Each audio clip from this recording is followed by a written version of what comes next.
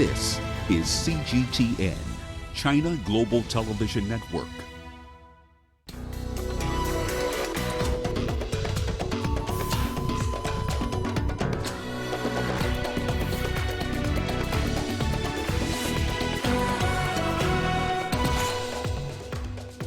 Nigeria's Buhari urges protection for foreigners in South Africa summit.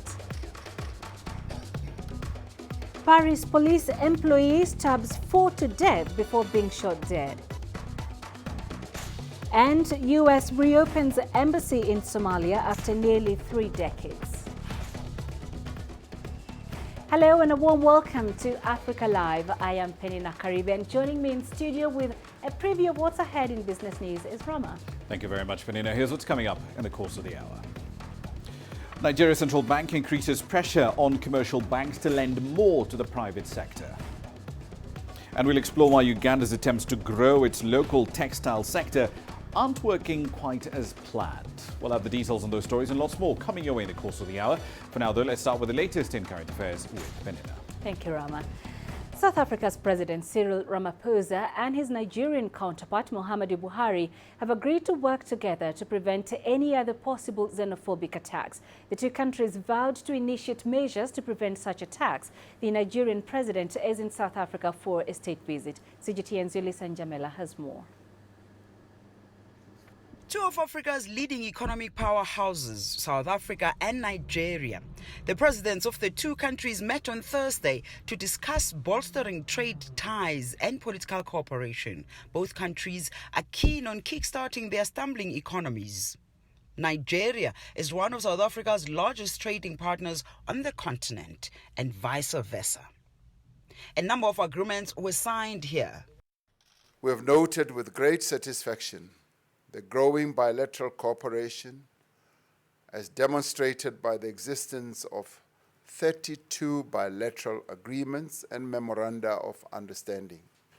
We have directed our ministers and officials to ensure full implementation of all signed legal instruments for the mutual benefit of our respective countries and peoples.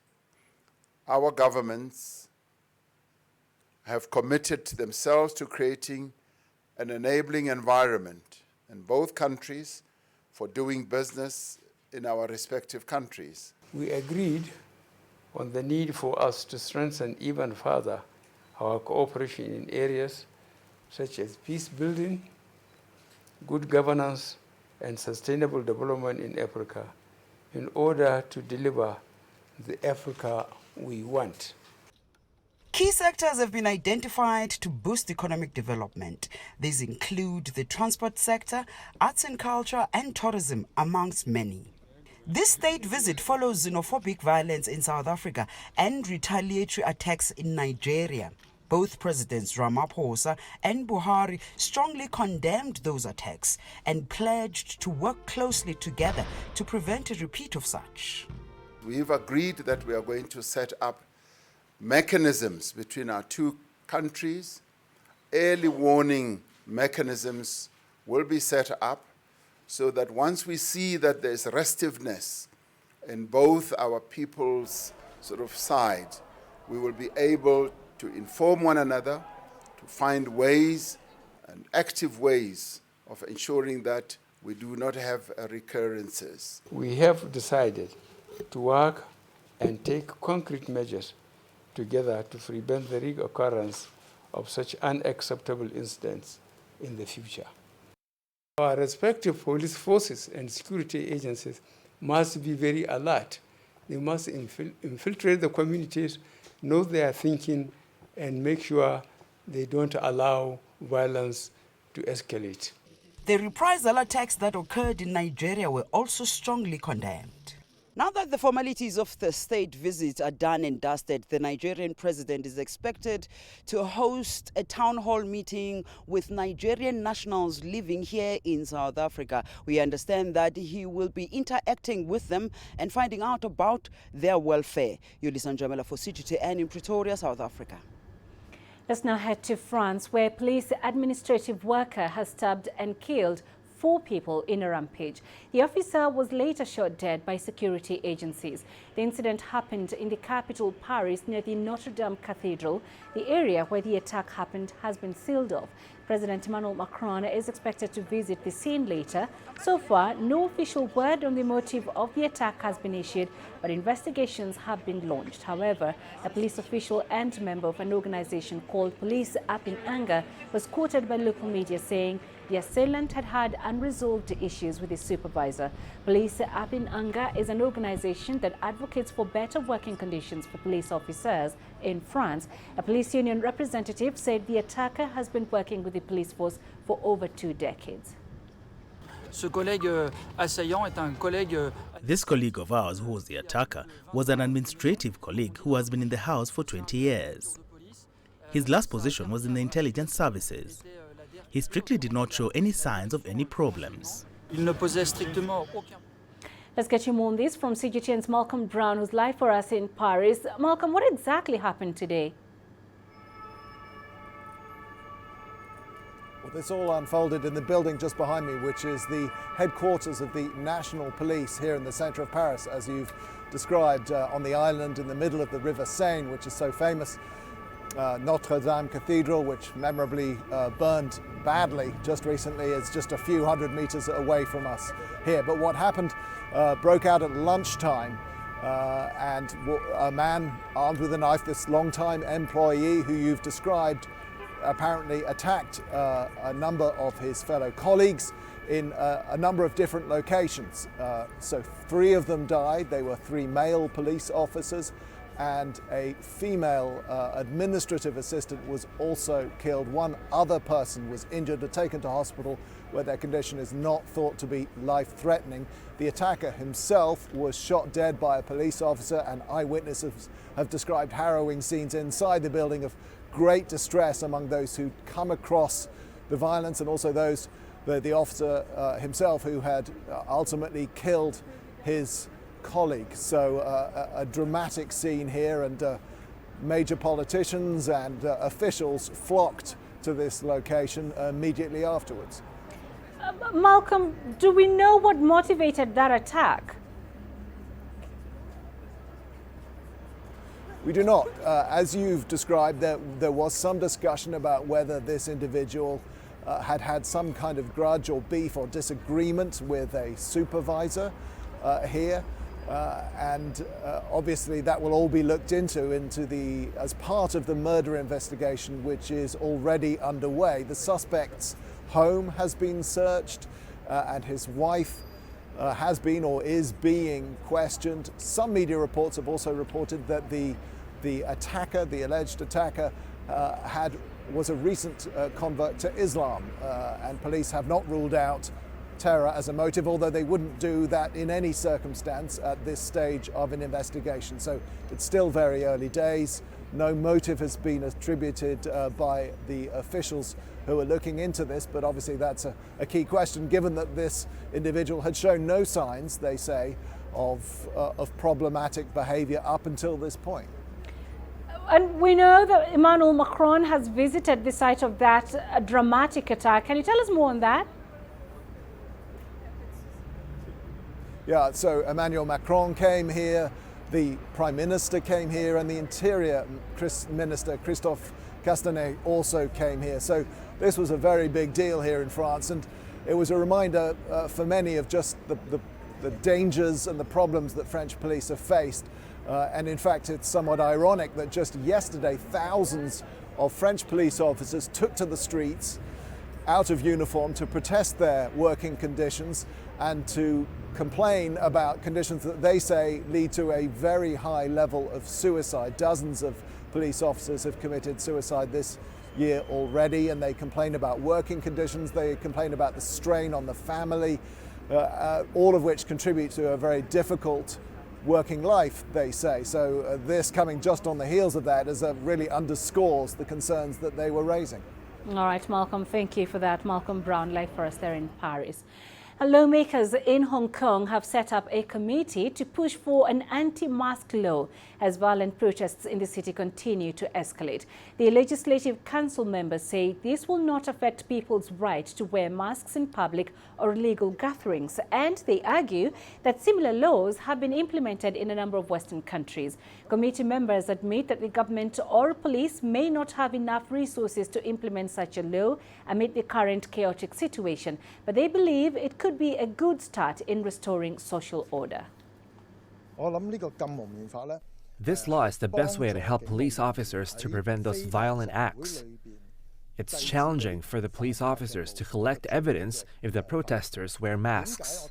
We will refer to the Canadian anti-mask law, which is mainly implemented for illegal gatherings and violent acts. Exceptions can be made if someone can prove they have a lawful excuse for covering their face, such as religious or medical reasons. This law is in full accordance with global humanitarian standards and will still guarantee citizens freedom of speech. It's tough for the police to stop these violent acts if the protesters keep wearing their masks. It's hard for the police to identify these people. If those protesters are not allowed to wear their masks, they have a fear of being identified, and the number of protesters will decline. On to Somalia now, where the United States has reopened its embassy in Mogadishu 3 decades after it was shut down. CGTN's Abdulaziz Bello reports on how the reopening will change U.S. policy towards Somalia. The new embassy will be located at the heavily fortified airport compound in Mogadishu. Nonetheless, Mogadishu and Washington hailed the reopening as a major step in the relation between the two countries.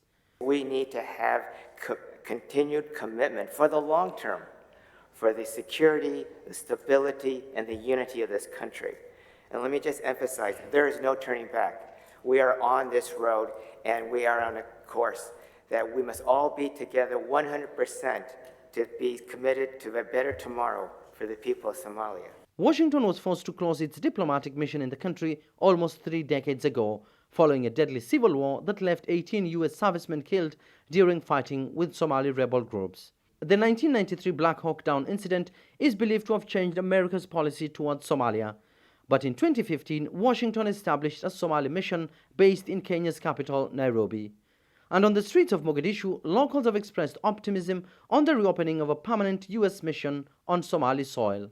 The opening of a U.S. diplomatic mission in Mogadishu is a positive development, one that can translate to progress in various fields including security, economy and development of Somalia.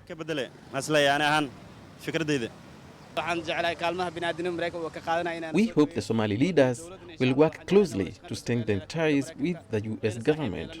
As a resident of Mogadishu, I see this as a great opportunity. With 54 airstrikes so far this year, U.S. Army generals say their plan is to push back the Al-Qaeda-affiliated Al-Shabaab terrorist group and strengthen the U.S. presence in the Horn of Africa. However, an attack earlier this week on a U.S. Army base in Balidogle, more than 100 kilometers northwest of Mogadishu, highlights the security challenges facing the Horn of Africa nation. Washington trains an elite unit of the army known as Danab here, a counter-terrorist strike force that has recorded major gains in recent months.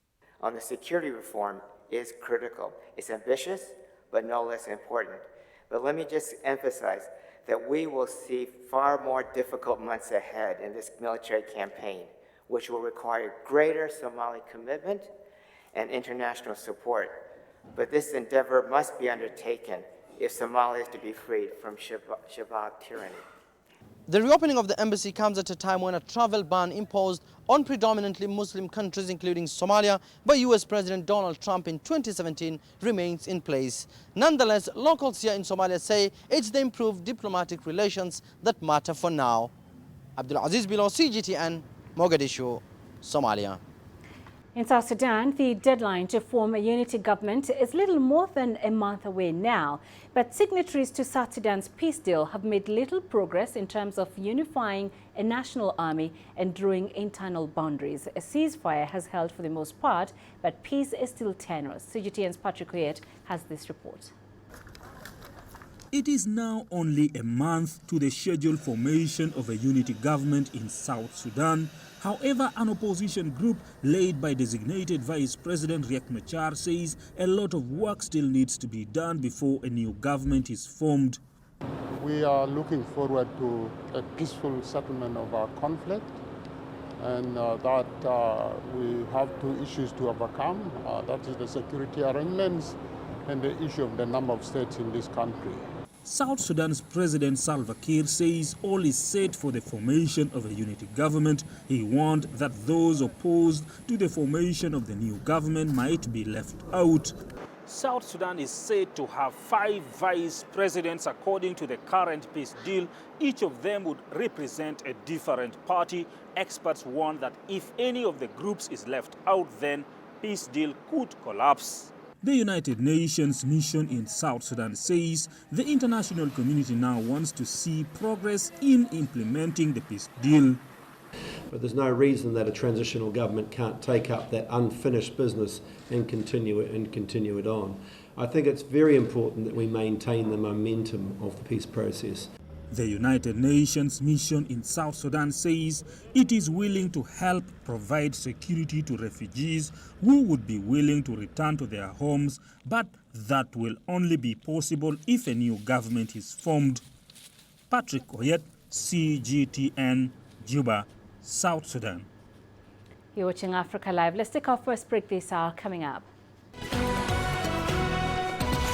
Kenya turns to traditional foods as maize production falls. And Somalia struggles to end female genital mutilation despite ban on the practice.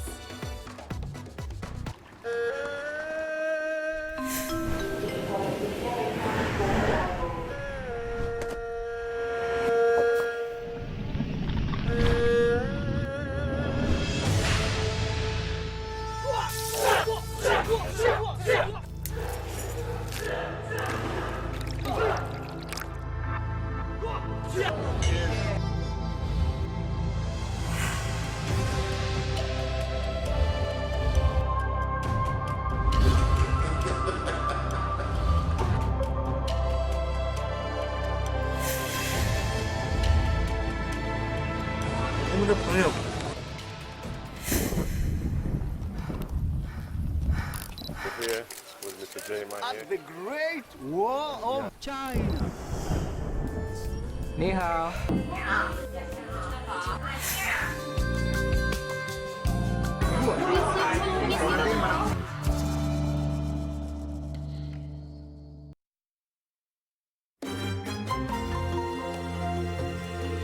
Africa Live. Find your voice.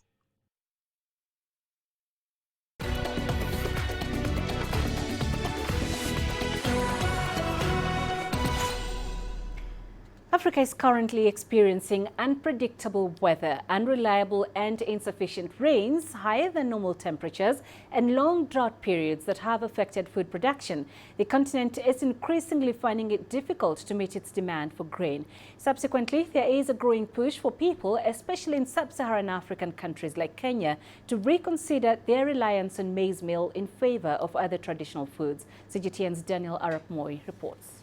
There are a variety of other staple kind of foods that we can incorporate in our diet besides the maize, so that then it should really not be a crisis in terms of if then the maize bran is reducing, is going to reduce in the future, then there are other varieties that we can start incorporating in the diet. Kenyans have long held the idea that nothing is better than the ugali.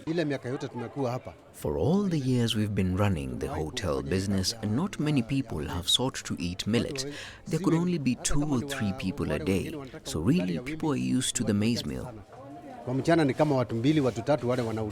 Kenya's meals usually stars ugali, nyama choma, chicken stew, including sukuma wiki.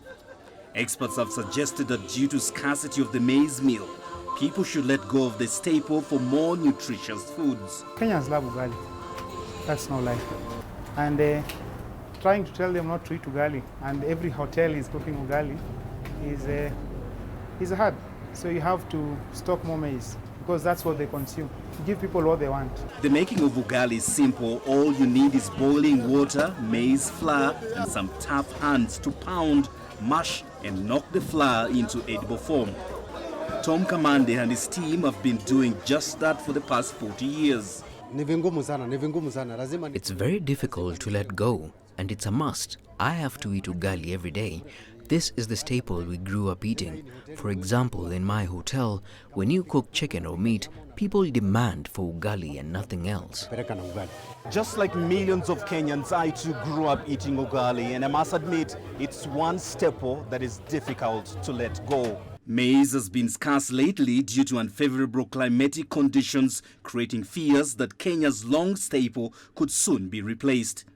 Experts are now suggesting that people should eat more millet, sorghum, cassava, and sweet potatoes. Indeed, there are varieties of cereals that people can easily switch to. If you want to live a better life, you have to start by eating well. You eat nutritious food. Eat food that will help your body with all the nutrition it needs. And grains is the way to go. And with sub-Saharan Africa facing climate change challenges, coupled with the rapid population growth, the region will need more food than anticipated. Daniel Arap Moi, CGTN, Nairobi, Kenya. Arab officials specializing in water resources and agriculture have gathered in Tunis to shed light on the importance of integrating water, energy and agriculture sectors in order to achieve food security and sustainable development. Facing water scarcity was on the agenda of the high-level meeting. According to the Arab Organization for Agricultural Development, the choice of integrating the water, energy and agriculture sectors as the theme of this meeting is part of the will to promote ecological development and combat climate change in the Arab region. The link between water, energy and agriculture is a strong bond. Traditional sources of energy are very expensive. Small farmers cannot bear this high cost. Alternative and renewable energy is the solution in our region where sun and wind are available. The Arab region suffers from water scarcity according to a report on the Arab food security situation published in 2019, which states that 1 hectare of surface water represents less than 1.5% of surface water. Water scarcity is the main challenge facing agriculture in our region. It is a permanent threat to food security. It is also a very complex problem. The solutions cannot be considered on a local or national level. The solution is regional, and it is in the hands of all member states. Some ineffective strategies have left the region under permanent threat of water scarcity, growing ever more severe as a result of rising demand and climate change.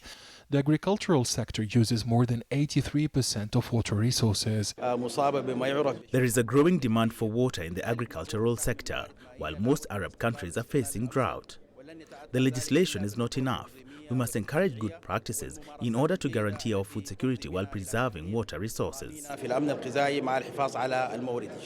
Experts say more than 60% of the region's population is concentrated in places affected by high or very high surface water stress, compared to a global average of about 35%. The United Nations Food and Agriculture Organization FAO and the World Bank have warned that if left unchecked, climate-related water scarcity is expected to cause economic losses, estimated at 6 to 14% of gross domestic product (GDP) by 2050, which is the highest in the world.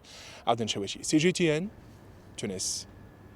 In Somalia, authorities say they remain challenged in addressing gender-based violence and female genital mutilation after lawmakers failed to endorse laws that address violence against women. From Mogadishu, CGTN's Abdulaziz Bello reports.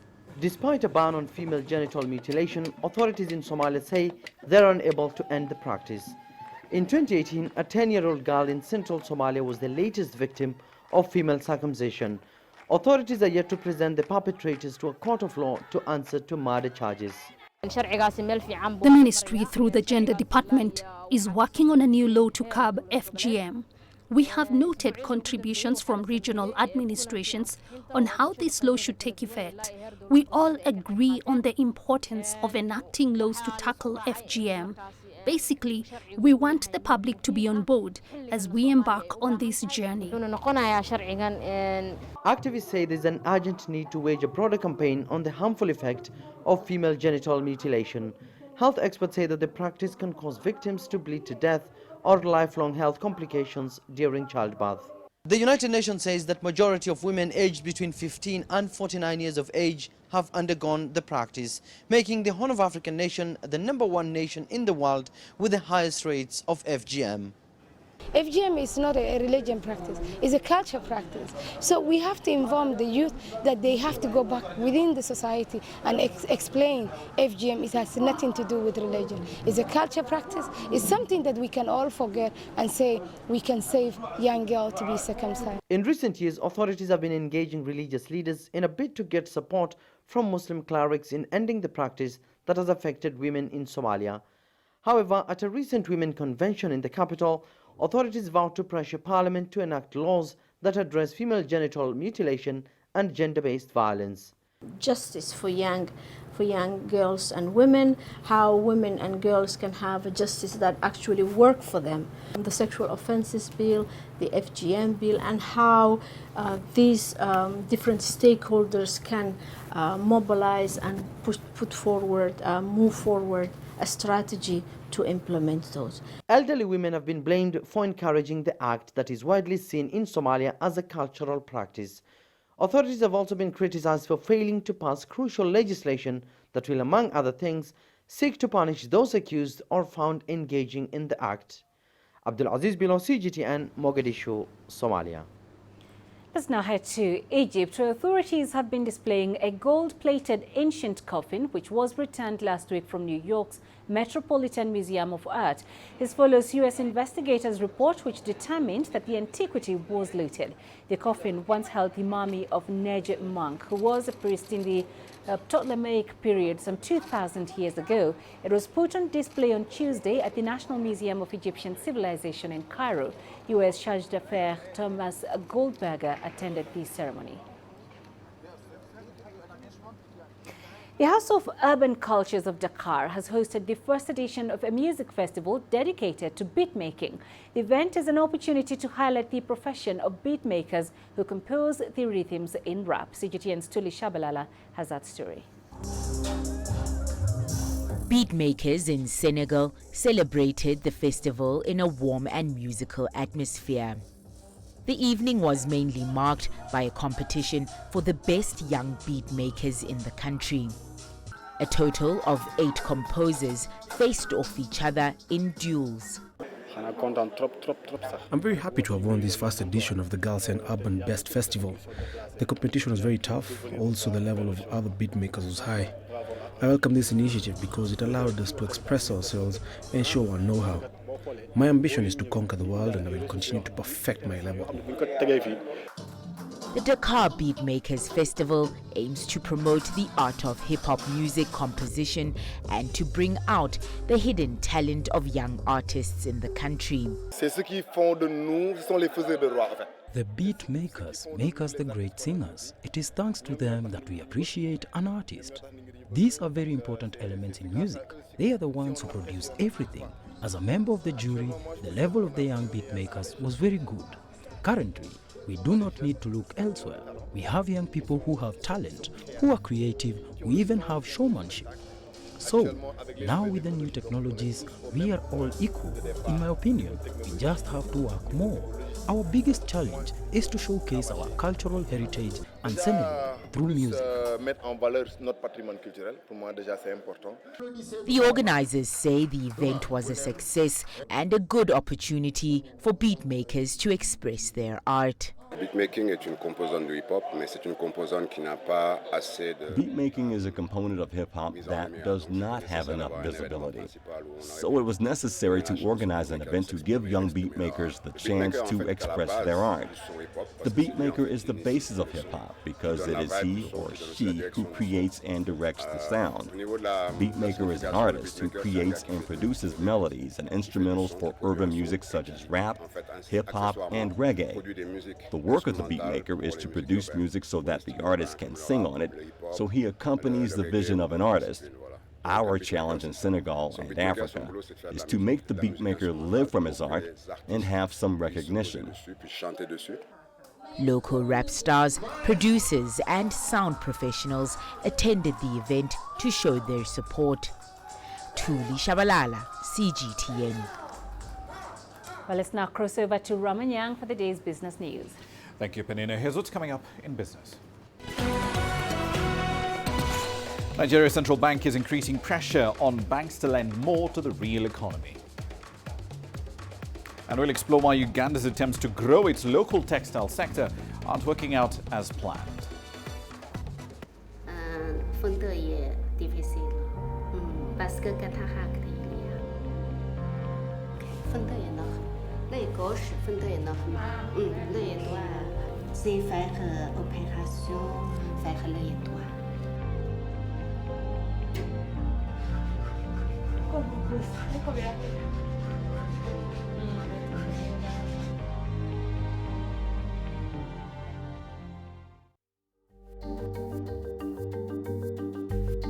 Africa Live. Find your voice.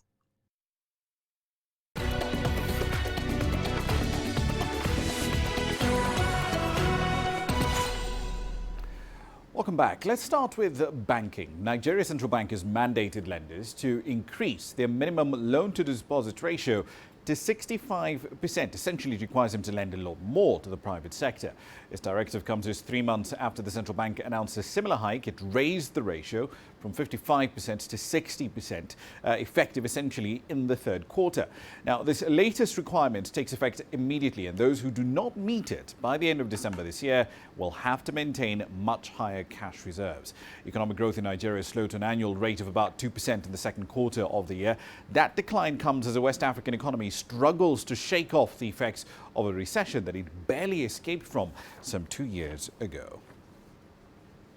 Over in East Africa, Uganda's attempts to breathe new life into its textile and fashion industry are still pretty shaky. Imported second-hand clothes still dominate the sector, and partly due to their price, they're still very popular. Efforts to ban these goods or increase tariffs on them threatened to sour trade ties with countries like the United States, and they eventually were reversed. CGTN's Alexander Majala takes up the story. Uganda, like most East African nations, has a thriving second-hand clothes market. The clothes come from charity shops and thrift stores in Europe and the United States. Occasionally, they're in such good condition that an original price tag is still attached. Many argue that apart from providing quality products, the sector creates employment for Ugandans. Rose Natabi has been selling used clothes at various markets in the city for over 5 years now. The clothes sold in shops here don't last long. The fabric is washed only once, and after that, tears. These used clothes are durable. They've already been used before, but they're better than most made here in Uganda. The second-hand clothes trade is common across Africa, with Ghana, Tanzania, Benin, Uganda, and Kenya among the biggest markets. While traders say the business provides a practical solution for low-income earners, critics argue that the practice prevents Africa from building its own industry because it's flooded with cheap imports. If at all second-hand is still banned from the country, it would also be amazing. It would help out in one way or the other, because at times there are things that are imported into the country, yet there are things we can do as designers, as people in the country. Other than just clothing, lots of things are imported, and yet these are things that can be produced, which makes the citizens lazy. It makes people stay comfortable because they know, we shall get this. The used clothes business is said to be growing in Africa, partly because of the U.S. African Growth and Opportunity Act, or AGOA, which allows African nations to export to the United States without duty. The agreement also sees the continent importing second-hand clothes from America. Kenya, Tanzania, Rwanda and Uganda all increased duties on used clothing and shoes in 2016 to nurture their local textile industries. But in March 2017, the Secondary Materials and Recycled Textiles Association, a trade group representing U.S. used clothing exporters, filed a petition arguing that the increase violated AGOA. Though they contested SMART's assertions, Kenya, Tanzania and Uganda all backed down and agreed to roll back the duty increases. But Rwanda refused, and as a result, the country's right to export clothing duty-free to the United States was suspended. But in terms of the benefits, we know that since the United States has raised alarm, they're actually benefiting from us importing second-hand clothes. And the benefit goes to a tune of about 151 billion US dollars just from the ESC, because that's about how much we spend importing second-hand clothes.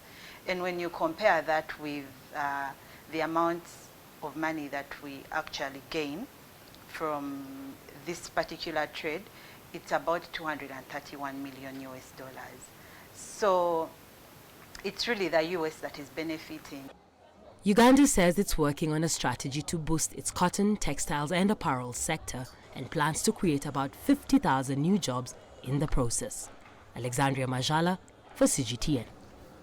We're still on the business of textiles. Traditional weavers in Somalia are battling a flood of inexpensive imported clothes and textiles too. Although the market for second-hand clothing keeps hundreds of thousands employed across East Africa, many local textile industries have ground to a halt. CGTN's Daniela Pearson has more. A workshop tucked away in a neighborhood of Somalia's seaside capital, Mogadishu. Here, Abdullah Ali weaves a textile known as a lindi.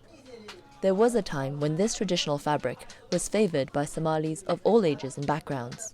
But now, younger generations are adopting Western styles, and cheaper textiles can simply be imported from abroad.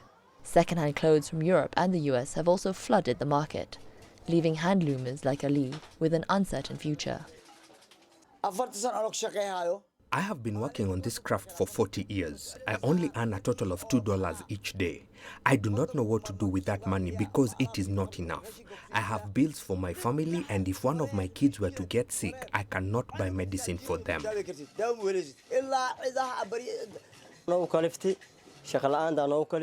I do not know any other professions like masonry or carpentry.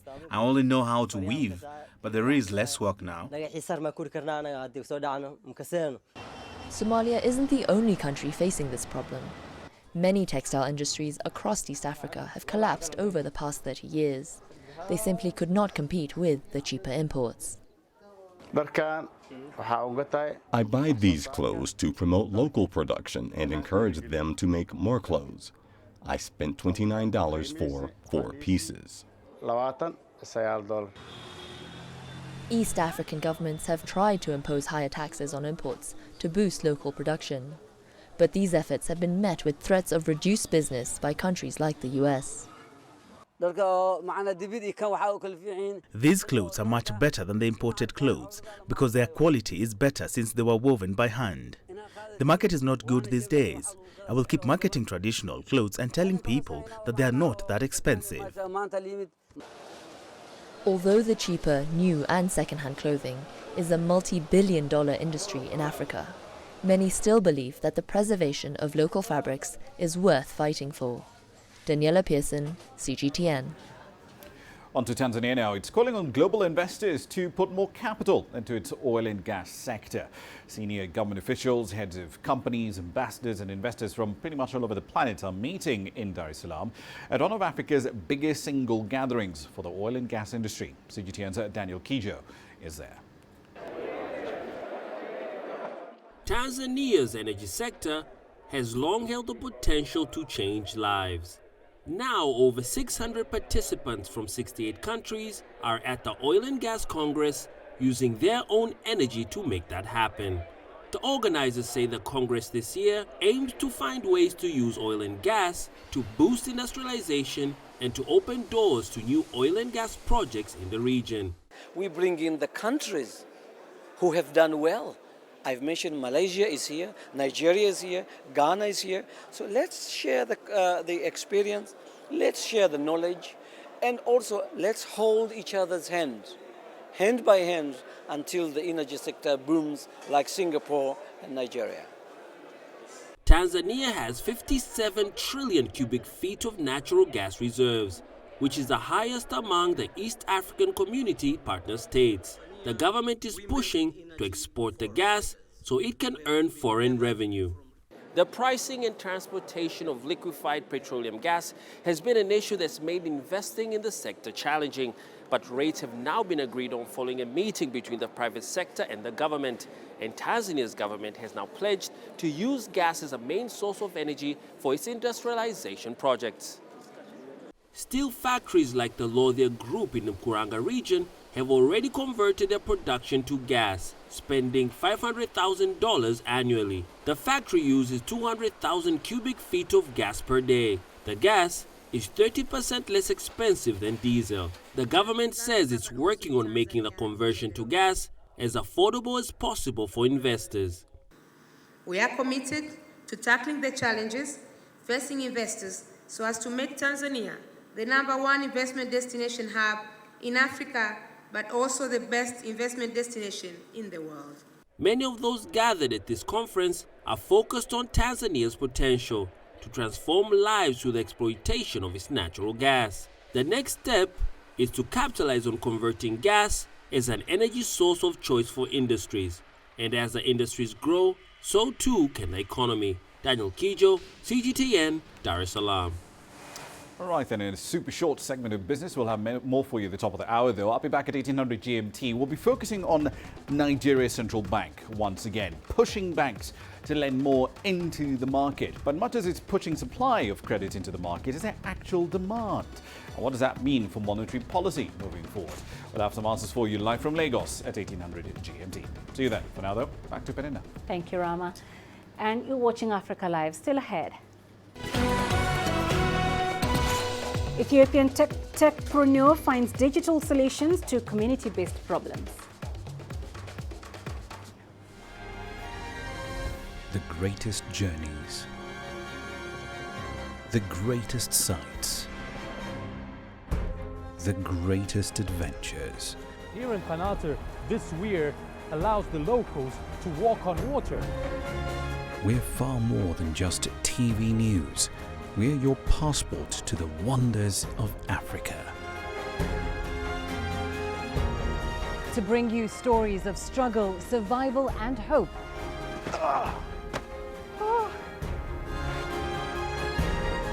So let's explore.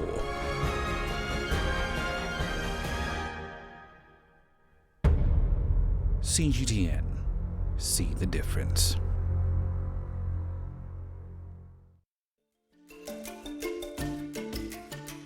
Africa Live. Find your voice.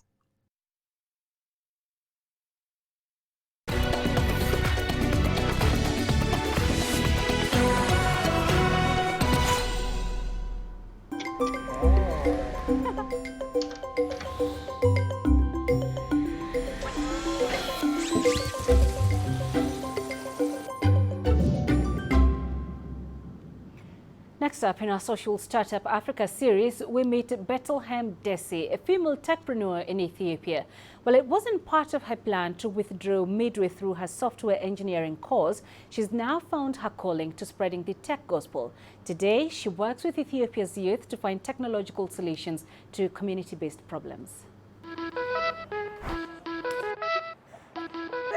Hello, my name is Bethlehem Desi.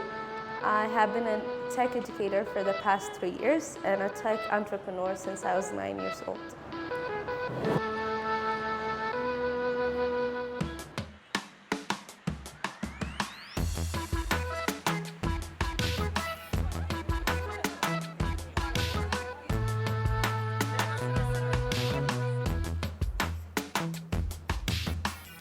I grew up in a city called Harar, which is found in the eastern part of Ethiopia, but then I moved to Addis after I was 10 years old.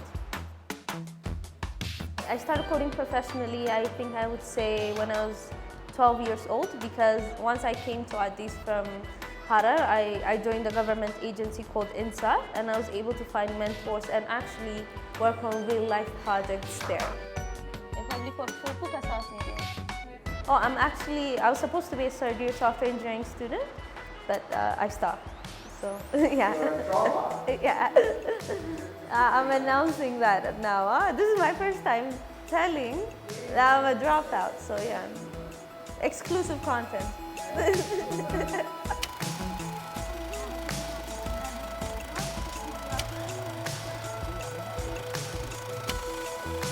When I was still in Harar, I was like 9 years old, and then I was trying to celebrate my birthday. So I asked my father for some money, but he was busy. So what I did was I edited some videos, I copied some music to people's phones, and I made some money. So I figured this is something new. I can also make some money out of it. So I figured this is something I should really learn. So it was at a very early stage. Everyone was trying to get into computer and technology. So I thought having the first mover advantage would be great. So that's when I first figured that I will be using tech and be involved in the tech scene.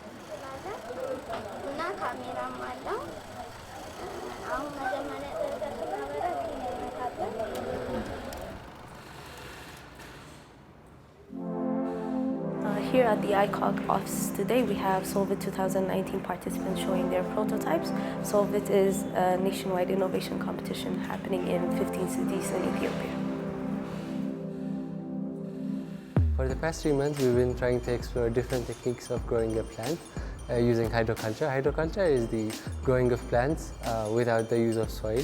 So after conducting a lot of research and speaking to many experts, we've decided that aeroponics is the best technique for us. So as comparing to aeroponics with the traditional way of growing plants using soil, aeroponics is the use of nutrient solutions instead of the nutrients in soil. So there's no soil, there's no pests, anything disease related to soil and any other stuff.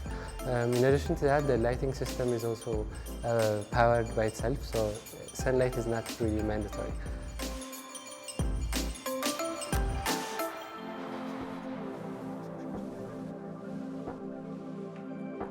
So with ICOG, I have partnered to work on 2 projects. One is called ICOG Anyone Can Code, which focuses on teaching young children from age 8 to 18 on the basics of coding and robotics. And the other one is called Solve It. As the name suggests, is solving your community problems by the local people. So it's more of democratizing technology, since it's from ICOG, which is from us, by the people and for the people. So I'm currently engaged in 2 of these projects.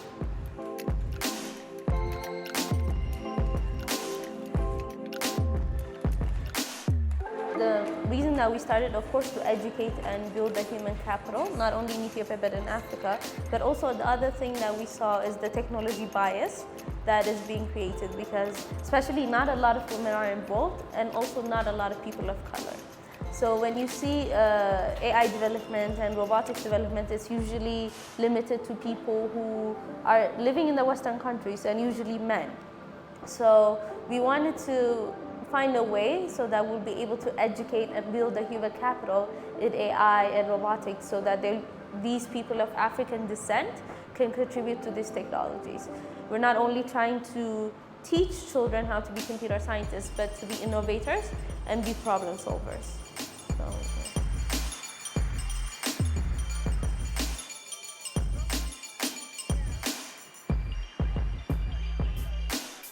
Now we're at Rice International School, where ICOG Anyone Can Code's after-school program is being held. Now we'll meet one of our brightest students from this after-school program. Let's go.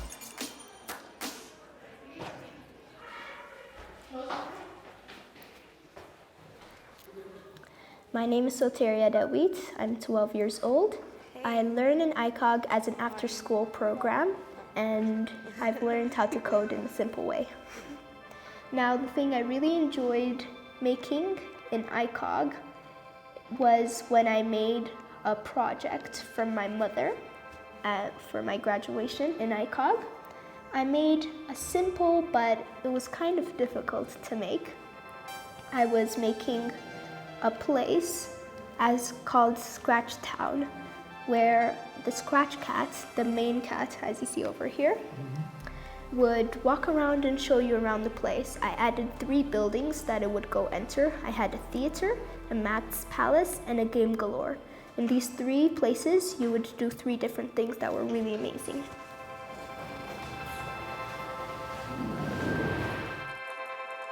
So instead of ourselves fixing the problems, we believe in actually giving the people the chance to fix their problems. So we give them the tools and the necessary resources to come with innovations that would solve the problems that are currently happening in the country. Ethiopia has a population of around 110 million people. So there are 110 million and even more problems. So we believe that educating the youth and helping them come up with their problems and helping those problems change to businesses is what we're trying to do instead of solving the problems directly. Coming up in sports. South Africa set for a must-win tie